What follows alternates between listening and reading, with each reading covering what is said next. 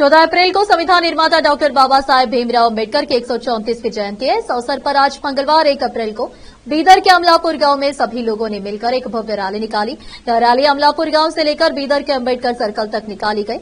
इस अवसर पर youth Congress city general secretary Rahul Amlapure और अन्य ने मीडिया से बात की। केपी न्यूज के कैमरामैन महेश टिक्की का कवरेज। देश विदेश और स्थानीय समाचारों के लिए चैनल को लाइक, शेयर और सब्सक्राइब जरूर करें।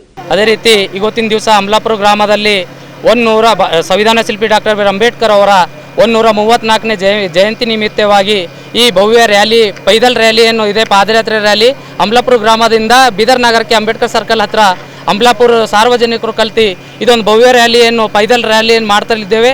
ಅದಕ್ಕೆ ಕಾರಣ ಇದೊಂದು ರ್ಯಾಲಿ ಮುಖಾಂತರ ಇದೊಂದು ಕಾರ್ಯಕ್ರಮ ನಡೆದಲಿದೆ. ಎಲ್ಲರಿಗೂ ಜೈ ಭೀಮ್.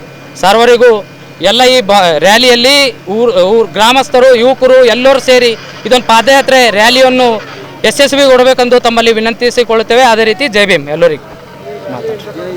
ಸರ್, ಅಮಲಾಪುರದಿಂದ ಬೀದರ್ ಅಂಬೇಡ್ಕರ್ ಸರ್ಕಲ್ ಹತ್ರ ಸರ್ ಮುಕ್ತಾಯ ಆಗುತ್ತೆ ಸರ್. ಹಾಂ ಸರ್. ರಾಜು ಸಿನ್ಹಾ.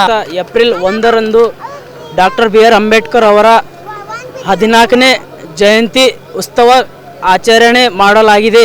ಇವತ್ತು 1 ಏಪ್ರಿಲ್ 134ನೇ ಜಯಂತಿ ಮುಖಾಂತರ ಈ 1 ಏಪ್ರಿಲ್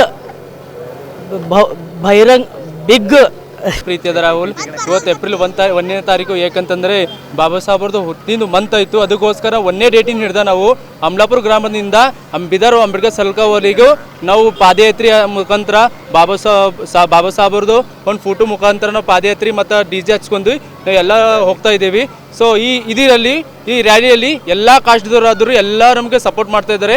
ತಾವು ಬನ್ನಿ, ಎಲ್ಲರೂ ಸಪೋರ್ಟ್ ಮಾಡಿ. ನಾನು ಜೈ ಭೀಮ್ ನಮ್ಮ ಬುದ್ಧ.